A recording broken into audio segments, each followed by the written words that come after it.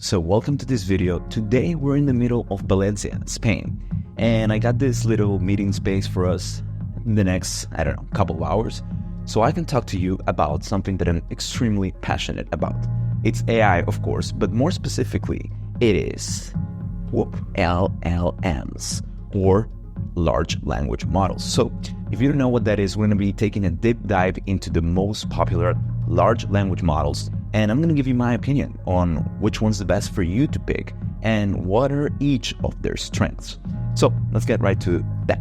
All right, so if it's your first time on this channel, my name is Fernando. I'm a professional digital nomad. That means that I'm basically traveling all the time. And at the same time, I'm a remote worker for a US company.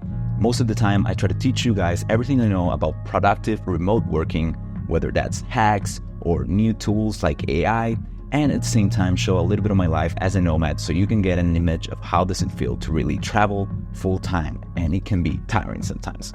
Anyways, if that's your kind of thing, please subscribe to the channel, leave a like on this video, and now let's get right into AI large language models. So first question, what are LLMs or large language models? Large language models are essentially AI models that have been trained on a lot of data, primarily how humans communicate. So this means that maybe they took a lot of websites filled with data like Reddit or Twitter or others, and then the AI basically analyzed the way that we communicated through these websites, through these channels, and then based on what they were trained with, they created these models. That's why they can generate text and content that seems like they're written by humans when they're actually not. Now, in the world of LLMs, we have four major competitors, at least the four most popular models. And each of those has a subscription that you can get. So what we're going to try to attempt to answer on this video is which one is right for you, and ultimately give you my advice on which one should you choose. So right now you're seeing my screen, and I'm going to go ahead and unveil the four models that we're talking about here. And those are Perplexity AI, GPT-4, Claude 3, and Gemini Ultra. So if you don't know a little bit about them, Perplexity is by its own company, Perplexity. GPT-4 is essentially OpenAI. Claude 3 is made by Anthropic, and then Gemini is ultimately Google's. These are all the latest models that you can find right now on March 23rd in 2024. So there's of course going to be new unveilings as time goes on. But with that being said, let's go right into pricing. And if you want a quick look at this, I can give you a quick look at each one of those. So let's go ahead and launch Perplexity AI. This is essentially Perplexity's website. You can see that I'm paying here for the Pro subscription on the top left. I really like Perplexity, but that's going to be coming next. Then let's go to GPT or, yes, OpenAI. This is essentially my GPT feed. So you can also see that I am a big fan of using GPT, and especially GPT-4 for stuff. Right now, my subscription is not active, but I'm going to show you how I get to use GPT-4 all the time, even without a subscription here. And let's go to Gemini. This is Google's Gemini. Just gonna go logging into my personal account here. And you can see that I have Gemini Advanced, which is essentially Gemini Ultra, the latest model, and the Pro version of Gemini as well. Then let's finally launch Claude AI, which is Anthropic's model. And but yeah, it's essentially a chat experience like all others. So let's get right back into our canvas here. Okay, so here we are back into our canvas. You already know which are the top four models, and those are the ones we're going to be discussing today. Also, providers are, I guess, not only models, right? We have big companies behind each one of these models. So let's talk about pricing. And this is kind of how this pricing look like at the moment. So you can get Perplexity AI for a $20 a month subscription. You can get GPT for the same subscription using GPT Plus, and you can get Claude 3 the same subscription, $20, Gemini the same. So the only difference that I would remark for you guys is that in the case of Gemini, you can get it for $10 if you're already a Google Plus or Google One member. which I was because I use Google for all my storage. So if you're a Google One member, you're already paying $10 a month, then you add $10 more, and then you basically got Gemini Ultra. So it's $10 if you are a Google One member. And I'm just gonna annotate that quickly there so you guys can see it. Then Claude 3, well, that's basically $20, same as GPT. You only get access to the models. And then Perplexity AI is also $20. The difference between all of these guys is that Perplexity AI will actually let you pick between GPT-4 and Claude 3 as models. So that's the cool thing about Perplexity, right? You can get access to both of these two models just by using this right here. Now, I'm going to say it's not the exact same experience, but it does come pretty close. So if I just quickly open Perplexity again, I'll show you guys that you can change your model here. So right now I'm using Claude 3 Opus, which is the largest and the most powerful model from Claude. And then you get GPT-4 Turbo here. So it is kind of letting you choose between those two. And that's a real plus you get with Perplexity right there. But let's keep on going as we move down this list to the context window. Now, the context window is the amount of tokens that the AI will remember. We call it a context window because anything that you write as a prompt or that you upload as a prompt, let's say a PDF or an image or a book, whatever it is, or your own prompt will have a number of words, and that will become a number of characters, and those will become number of tokens. So these AI models differ in how many tokens they can remember before they answer you.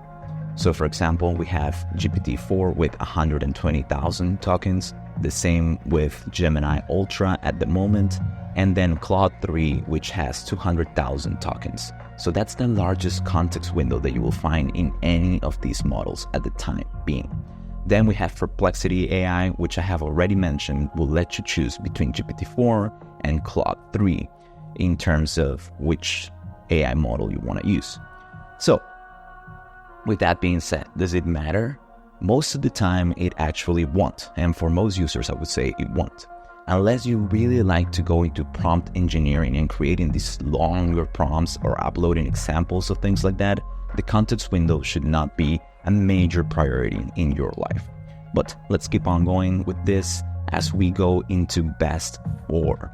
And this is purely my opinion, of course, but I think it will help us determine which AI is best for you. So Perplexity AI, why is Perplexity there? It's giving you access to other models, but what is it actually doing? So what Perplexity is doing is each time you give it a query or something to look for, it's actually scanning the whole web and giving you the sources that it's taking the information from. The difference between Claude or GPT-4 is that these models have already been trained on data and they don't have real-time access to the web. So anything you ask, they will go there, they will go back and try to remember, let's say, from all data, what is it that you're trying to search for? Well, Perplexity will give you the latest things because it's actually scanning in real time the web and the data. And this is why Perplexity is so valuable in my opinion, because it's actually taking AI into the field at the time being, at the moment you're asking it for something. So I put it right there, Perplexity is the best for real-time data and web browsing. For me, it has pretty much replaced Google. I'm not using Google anymore. Even on my phone, I'm using Perplexity all the time. Then we have GPT-4 with vision and intelligence. GPT-4 vision is the most advanced I found out of all the large language models. And what that basically means is that each time you upload a picture, whether that picture is from something that's happening in the real world or a spreadsheet or anything like that, it will really get what you're trying to convey with that image, and it will answer you perfectly, even if you're using it as context or if you're just actually asking something about the image. So GPT-4's vision, it's really, really advanced, and I think that's why a lot of developers use the API of GPT to actually develop things with vision. And on that same note, its intelligence, if you really are looking for complex tasks, GPT-4, it's likely to be the winner in those. Then we have Claude, and Claude is great for content creation in general, because most of the time, and that goes with the context window as well, most of the time when you're creating content, you will have longer prompts, at least in my case, and I'll be using a lot of examples, of past successful content that I want the large language model to kind of replicate in some way while mixing it up. So Claude is great for that. It's also great for kind of administrative tasks. I was uploading a lot of, receipts and asking it to summarize all of those for me. So it was like a 40-page PDF document, and Claude was able to go through all of those and give me an accurate summary. Now, it's not 100% perfect, and that's why these models have hallucinations. So you do have to double check the information. But if you're looking for something, let's say big picture, they're great for just giving you that overall look or that overall summary. And then last here we have Gemini. Gemini is also great for content, even though it's not the same as Claude in terms of its context window, but the language that you will get from Gemini is really natural. And I think that's just because it has access to the whole Google network to go through the Google search engine and all of that, not like GPT-4 that was trained kind of on Bing. So Google does have the advantage in the quantity that it has been trained with. And then you also have the great plus that it's connected directly to all Google apps. So if you use Gmail, you got that. If you use Google Sheets, Google Docs, Gemini is right there to help you. And that's an advantage that none of these other models have. So you already know, you have to kind of choose what are you looking for in your AI model, and then you will have your winner. But there's one thing missing here.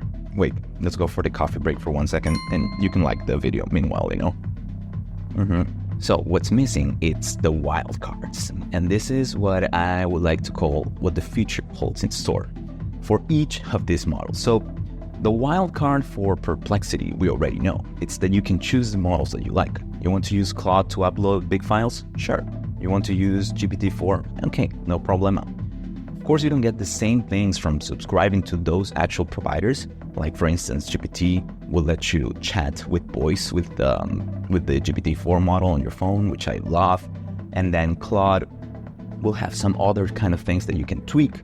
The experience is not the same in Perplexity, but it does come real close. And if I will have to tell you, value-wise, which one should you get, I would say go for Perplexity. But then we have GPT, which is coming out with GPT-5 in like a couple of months. So that's also pretty exciting. And we just have no idea what that's going to look like. At this moment, we only have rumors, so who knows? And then we have Claude, which is the content king, as I already said. Claude just keeps upping the game in terms of context windows. It's probably going to get there sometime. And Claude, they just know what they're doing, so they're going to probably keep doing it at that level. Then we have Google. So Google has a very ambitious goal, or at least that's what they said. They're trying to get their models to get to 1 million context windows. And that would be crazy, right? In any level. But they have promised that at least for developers, this would be available sometime this year.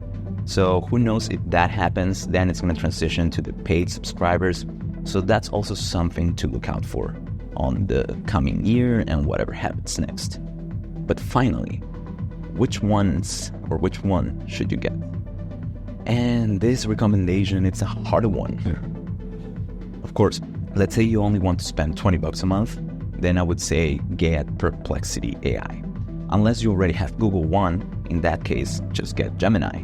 But then you're asking, Fernando, I'm going to miss out on GPT and Claude. What happens if I want to use them for their specific use cases? And the answer is kind of simple, actually. Use the APIs. I'm going to show you how just now. So this is TypingMine, and it's basically a new UI for any AI model that you like. It will actually allow you to use the API keys from both OpenAI and Claude. So that's GPT-4 and Claude. And you can just pay for what you do. So as you can see here, I have a couple of APIs here. Here's the GPT-4 API, and here's the Anthropic or Claude API. And I don't need the Google one because I can use Google just by paying $10 extra. So this way, if you need to use a specific model for specific tasks, let's say if you want to upload a bunch of receipts like I usually do, and I need Claude for that, then I would just come here to TypingMine and actually pay for those tokens. And at the time being, the tokens are really cheap, so it would be way cheaper to actually use this tool than to subscribe to either OpenAI or Anthropic for access to GPT and Claude. And this is the advantage of using the API keys to do specific tasks. So for me, this would be the ultimate solution for someone who's looking to just use or subscribe to one model or don't subscribe to any if you just need them once in a while.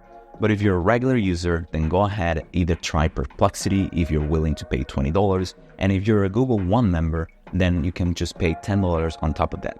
Now, the only caveat there would be that Perplexity does change the game in web browsing, so you should really try it out, the free version. You will see that you'll probably fall in love quickly, and you won't just be able to go back to Google. If that happens, and if you're a Google One member as well, like I am, then you'll probably end up paying like $30 a month for both of those services. Plus, you can use the APIs if you need them from Claude and GPT-4. But yeah, man, I mean, it's changing the game. This Perplexity and all these large language models make me so excited. So I'm glad that I got to share that with you, and I hope that you got something out of this video as well. Well guys, that's pretty much it for me. I hope you enjoyed this video and get something valuable out of it. If you did, please subscribe to the channel. That'll help me out a ton. And yeah, I'll catch you soon with more productivity/digital nomad content as I travel to, who knows, but probably Turkey. See you.